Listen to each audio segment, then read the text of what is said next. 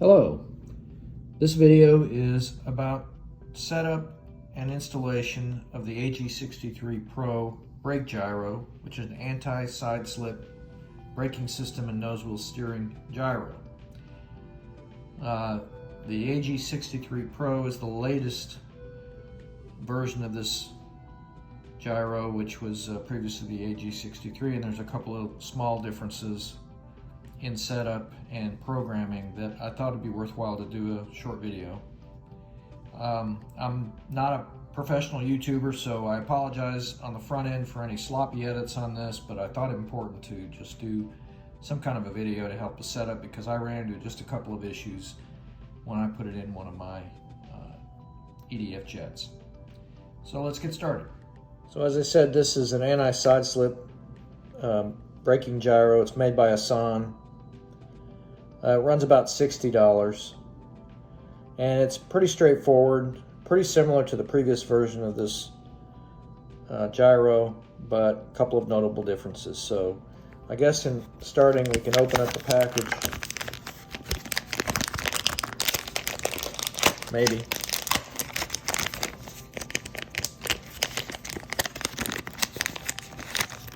And it comes with some servo connectors, the unit itself, and a pretty decent instruction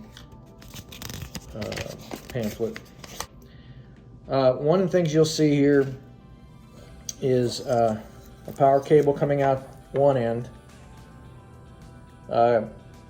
You can power this thing with LiPo, Lifey batteries, anything probably from a 2-cell on up to as much as you want to put into it. It can handle, I believe, up to 60 volts. I typically use a 2-cell LiPo. On this end with the power cable is where your two main brake wires will plug into for your brake system, and I use a JP brake system. Note that they're saying left and right. Obviously, with a gyro system, as opposed to just plugging the brakes into a standard brake controller, it's pretty important to get the correct brake cable in left and right, because that's the whole principle of an anti-sideslip brake system. The reason you want one of these things is because electric brakes on these jets can be very uneven. Other factors, environmental factors on the runway or whatever, can also cause one wheel to be braking more than the other, and it's going to cause a side slip to happen, and the next thing you know, your jet is veering off and you're getting a lot of lateral force on your landing gear. So it corrects for that and applies braking to the appropriate side to keep the jet going straight down the runway. Likewise, the additional component with this is the nose wheel steering gyro system. So it's going to connect to your steering servo in on takeoff roll and landing roll out. It will correct and make sure that the jet stays in a straight line. So on the one end, like I said, power, which is just power for the brakes, by the way. This is not the power to the gyro itself, it's just the brake power. Brake connectors. On this other side are the other three ports, or 6 actually. First you have gear in and gear out. You're going to run your gear through here, through this unit, because that is essentially what activates the system, this gyro system, and deactivates it. So as the gear go down, the system is active. When the gear go up, the system is turned off. So it's essentially a switch and provides the power to the gyro itself. Secondly is the rudder in and out, and that is your steering. And so you're going to run your rudder channel through this system, in and out. That way, you're actually driving the steering, and then this unit itself will control this nose gear steering itself.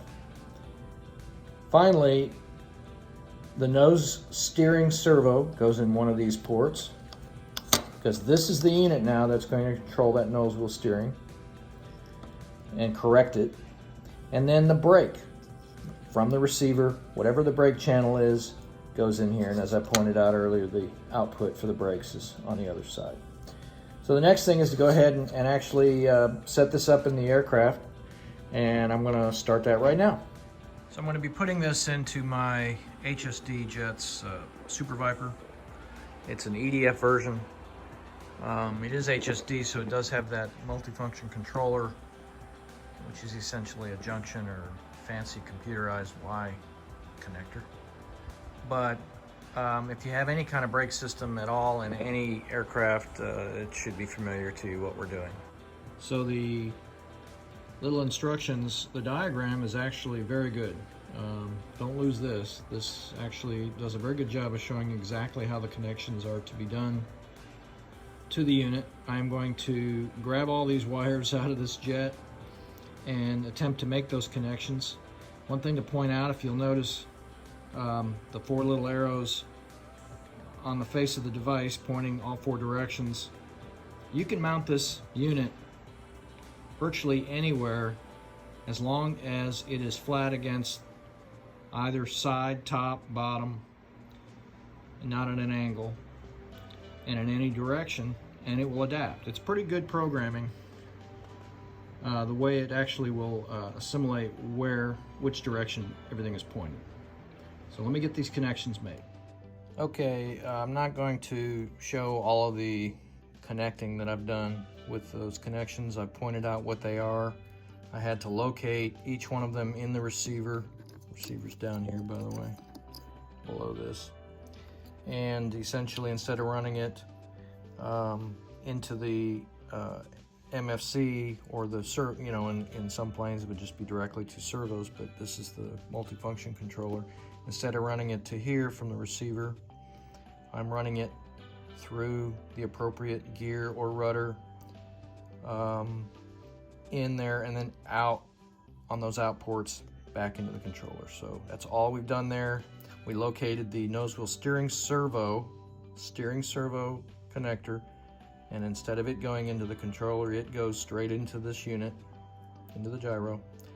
And we located the brake channel on the receiver and plugged it directly into this gyro. This is now the brake controller and gyro system. So what I'm gonna do, by the way, the reason it's just hanging here, and there's the power back in here, I could not figure out the best location. It's kind of tight in this particular jet. There wasn't enough room in the front, to the sides, and ultimately, because the wire locations are all in this proximity, it was just a lot easier to consider just building a platform, and that's what I'm going to do. So I don't have it on there yet, but I will put a platform on there to stabilize and then screw that down. It does need to be solid. You don't want it flopping around, obviously, any gyro system. Then I have the power back in the back, 2-cell LiPo. I'm gonna go ahead and power this thing up.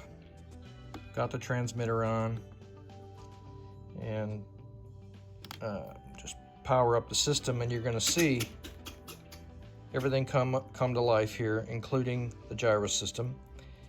If your gear are down, which mine are, and it is reading correctly that they're down, you're gonna see a nice solid blue light there and an intermittently flashing red light.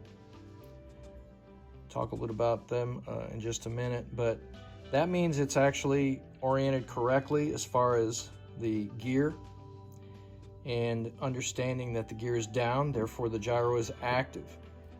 If it was backwards, there's a process to communicate that correctly by cycling the gear. But the other thing that you've got to deal with is the direction of the nose gear steering correct? And is the correction correct? Because the system needs to learn now which way it's pointed. Which way is the nose of the aircraft? In this case, the tail is directly that way, nose is that way, but this system needs to know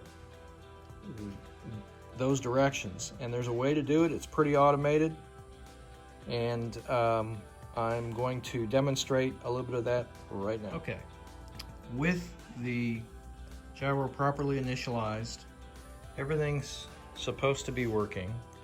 Controls are working, rudder's working, but I noticed that for some reason my nose gear steering is backwards. Well, and this is exactly what happened to me. That can happen because while it has been initialized, the unit needs to understand what orientation it's in, and that is where you need to do the programming process. And I'll demonstrate that. So the instructions call it the automatic direction adaptation. What you have to do is, first of all, power everything back down, power it up, and then within 1 minute of the initialization of this device, you need to enter the programming mode. So I'm going to power mine up. Watch for the solid blue light. Within 1 minute, you need to rapidly go back and forth on the rudder, at least 10 cycles, end to end, pretty rapidly. And then finish on the left side. When I do that, it's blinking. And I didn't do it fast enough, so I'll do it again. But when you finish on the left side, that would be, and you leave it there, the programming will take place and everything will be set to the correct direction. If the steering was reversed, that is where, once you finish on the left side and it starts rapidly flashing, alternating red and blue, you'll immediately move the rudder stick to the right and hold it there while that is blinking. So let me try that one more time. Okay, so I've got it reinitialized and I'm going to start the programming process. This time when I get my stick to the left and start it blinking, I'm going to move the stick to the right to change the direction. Just like that. I moved it to the right, wait for it to complete, and now it's completed. So now my nose wheel steering is in the correct direction, and just to make sure, I need to double check that the correction, and I don't know if this will show up well,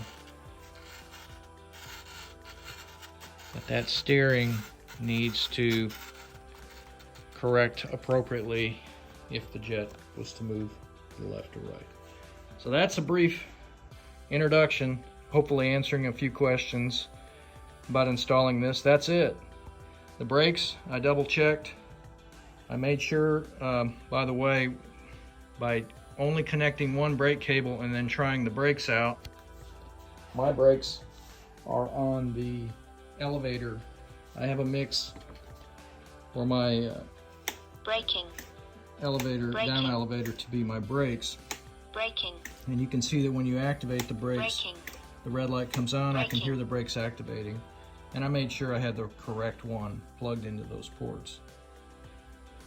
As far as the mix for the braking, that's a whole other video, but that's pretty much the process of installing this. It's actually pretty simple. It maybe takes 15 minutes. I'm gonna have to build that platform though. If you have any questions or comments, leave them down below and I'll try to answer them best I can. I'm not really an expert at this, but I just found that I needed the help and I couldn't really find anything about this particular unit yet on YouTube. Thank you very much.